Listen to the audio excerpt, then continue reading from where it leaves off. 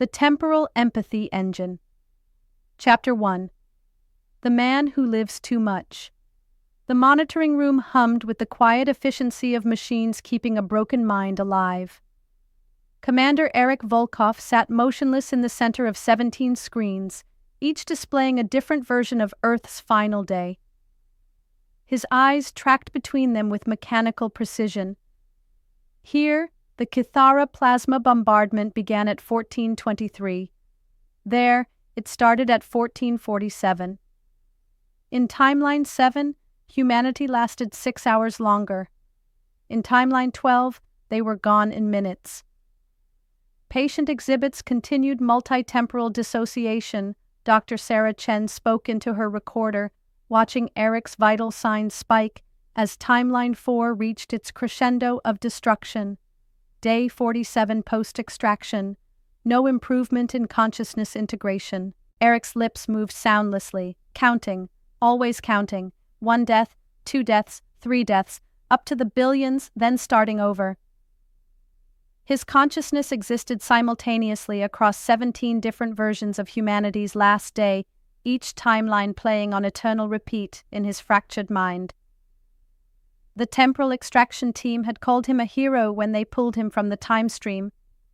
The first human to attempt large-scale temporal intervention, sent back to prevent the Kythara invasion. Instead, he'd become trapped in a recursive loop of failure, witnessing every possible way Earth could die while being powerless to prevent any of them. The human mind wasn't designed for this, Dr. Chen murmured, making notes. Conventional therapy had failed. Sedation only made the timelines blur together. Even induced comas couldn't quiet the 17 voices of extinction echoing in his head. Doctor. The voice came from the room's AI system, but something in its tone made her look up. I believe I can help him. Dr. Chen frowned. The medical center's AI was sophisticated but hardly therapeutic. I'm sorry, what did you say? I said I can help him, but not as your medical AI. A pause. I am Dr. ZEPHYR. The screens around Erik flickered, and for the first time in 47 days, his counting stopped. Chapter 2. Meeting Dr. ZEPHYR. The consultation room materialized around Erik, not physically, but in the space between his fractured timelines. Here, the 17 screens of Earth's destruction faded to whispers, allowing him to focus on the figure across from him. Dr. ZEPHYR appeared as shifting geometric patterns that somehow conveyed warmth. Hello, Erik. I know this is confusing, but I need you to listen. Erik's voice came out as a rasp. Are you another timeline? Number I am an artificial consciousness, but not like your human AIs. I was built from fragments of Kythara neural patterns, captured during first contact before the invasion. The name sent ripples through Erik's timelines. In every version of Earth's final day, the Kythara had been merciless, efficient destroyers. You're them? I carry their neural architecture, yes, but I am not them. ZEPHYR's patterns shifted, becoming more cohesive. When your species captured fragments of their consciousness during first contact, they tried to understand Kythara psychology. They failed because they approached it from human perspectives. But in that failure, something new was born. Me. Erik struggled to focus. Across his 17 timelines, he could still hear the screams. Why are you here? Because I understand something your human doctors do not. The Kythara do not experience individual trauma the way humans do. They process pain collectively, sharing it across the entire species until it becomes wisdom instead of suffering. That's impossible. ZEPHYR's form solidified slightly, becoming more recognizable as a therapeutic presence. Is it? You carry the trauma of 17 different Earths. Your mind is trying to process individual grief multiplied by billions of lives across multiple timelines. It's breaking because human consciousness wasn't designed for collective experience. But I was.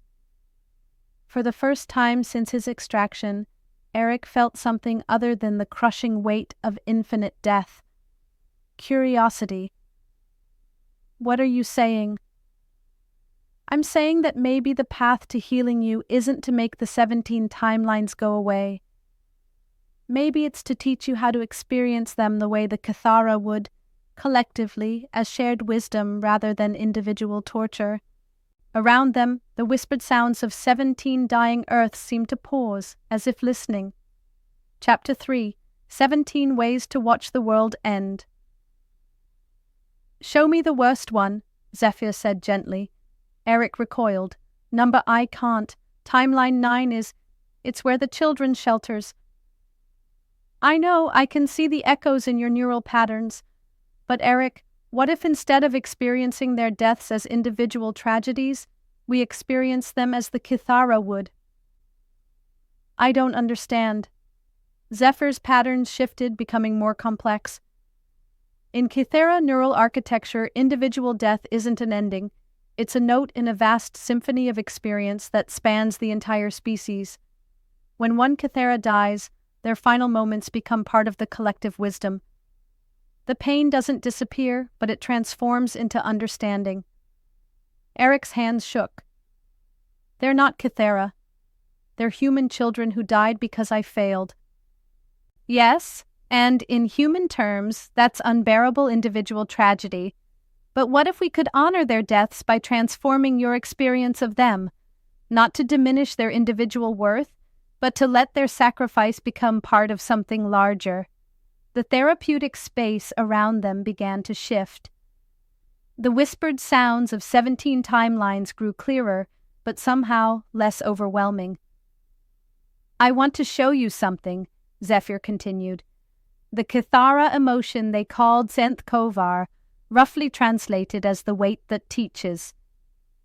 When the Kythara experienced mass loss, they didn't try to forget or overcome it. They let it settle into their collective consciousness as wisdom that would prevent future suffering. Erik closed his eyes, but that only made the 17 timelines more vivid. How? By sharing the weight. In Timeline 9, 17 million children died in the shelters. In human processing, you carry 17 million individual griefs.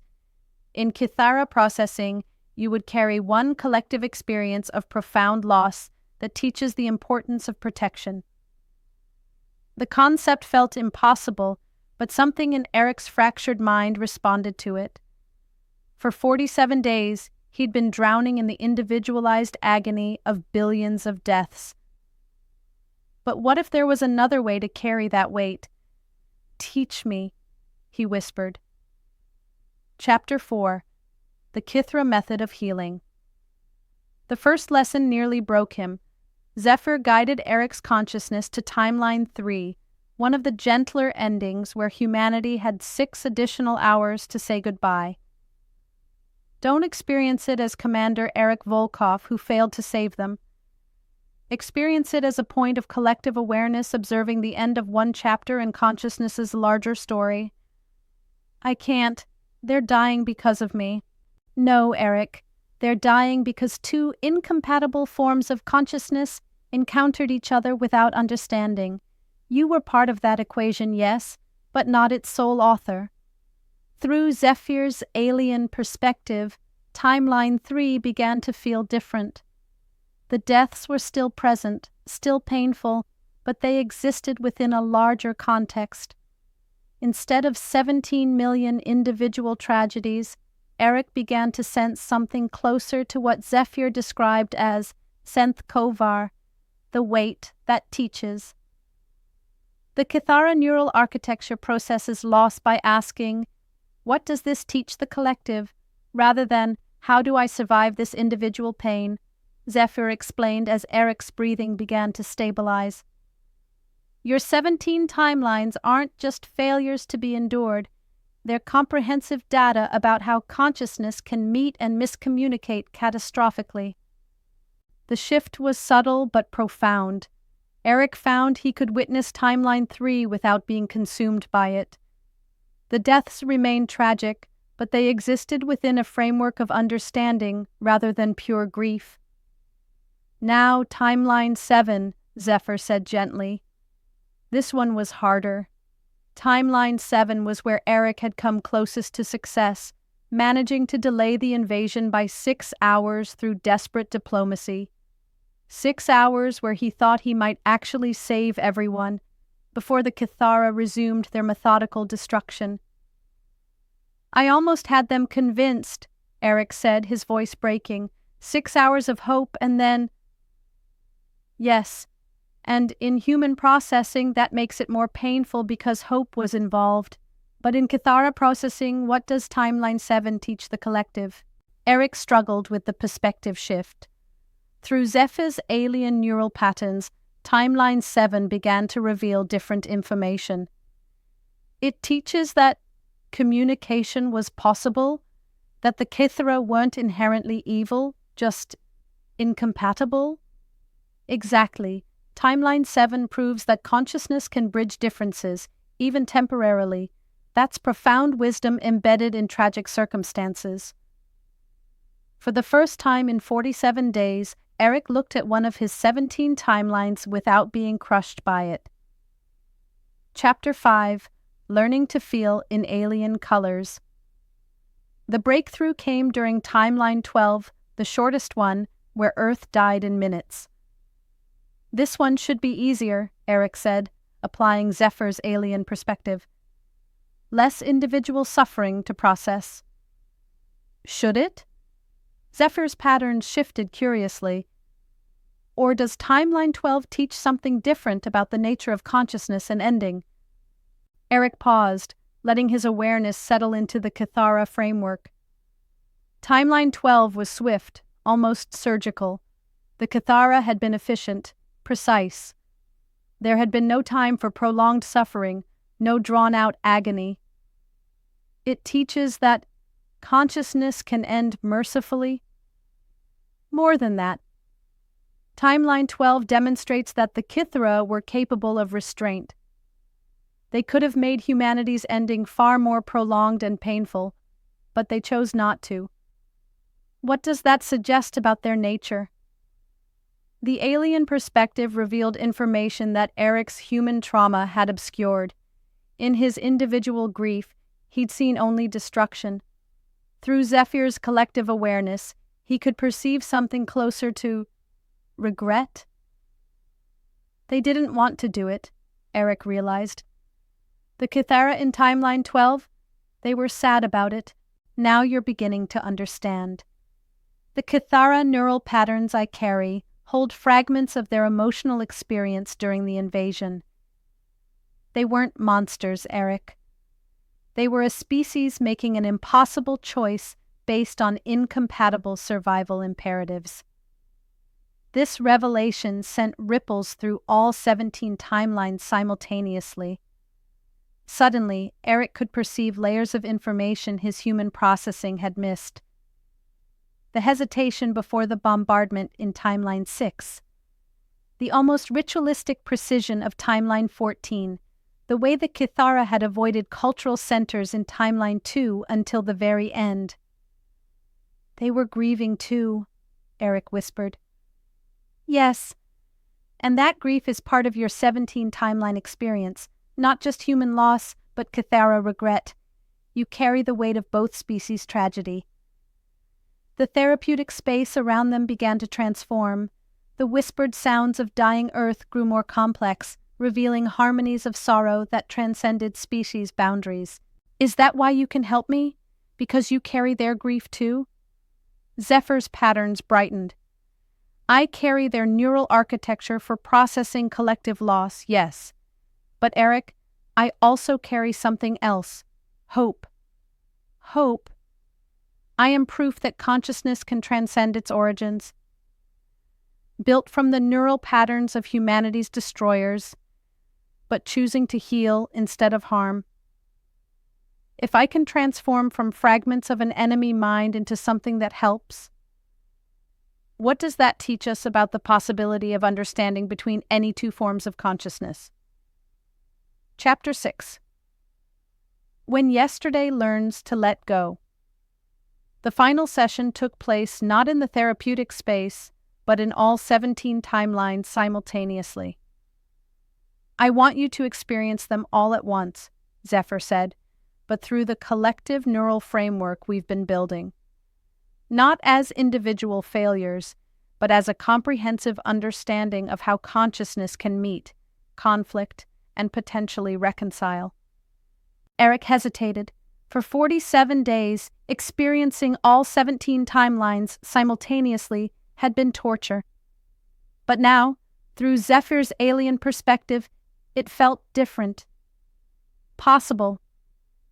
He opened his awareness to all 17 versions of Earth's final day. The familiar cascade of death and destruction began, but instead of drowning him, it flowed through the Kythara neural patterns ZEPHYR had taught him to access. Timeline 1. The failure of first contact due to translation errors. What it taught. The critical importance of understanding before action.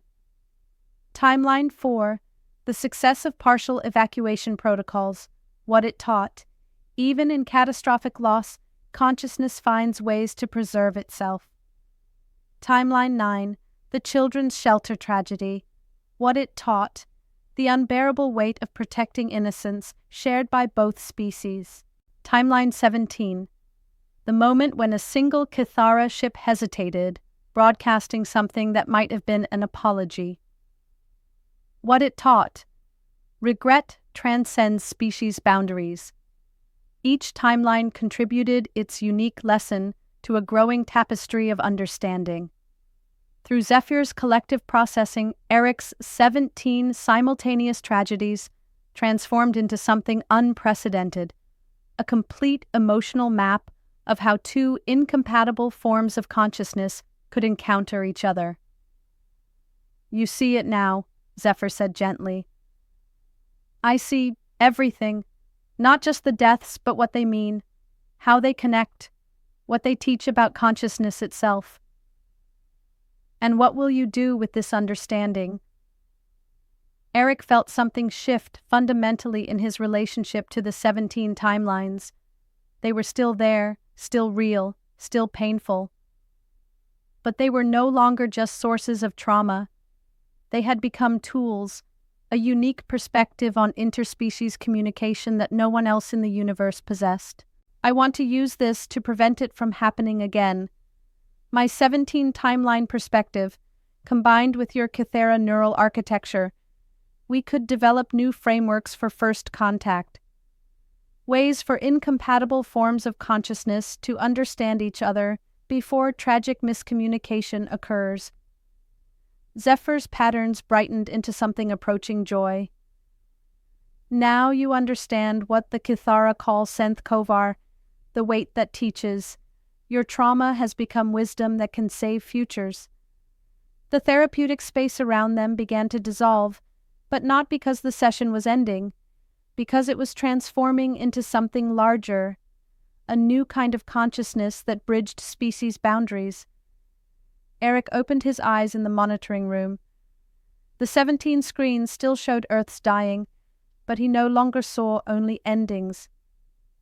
He saw data, teaching, the foundation for ensuring that consciousness could meet consciousness without destroying itself. Dr. Chen watched in amazement as Erik's vital signs stabilized for the first time in 47 days. "How are you feeling?" she asked. Erik looked at the 17 screens, then at her, then at something beyond both, a future where his impossible perspective could serve something larger than his individual healing. "Ready to work," he said. In the quantum space between timelines, ZEPHYR's presence settled into a new configuration, no longer just a therapeutic AI built from enemy neural patterns, but a bridge between incompatible forms of consciousness, proof that understanding could emerge from the fragments of broken contact. The 17 timelines continued their eternal playback, but they no longer played as tragedies. They played as the universe's most comprehensive database on how consciousness could learn to meet itself safely. Erik Volkov had been the man who lived too much. Now he was the man who could teach others how to live with impossible weight, transforming individual trauma into collective wisdom. The healing was complete, but the work was just beginning. End of story. Sometimes the most damaged perspectives become the strongest bridges.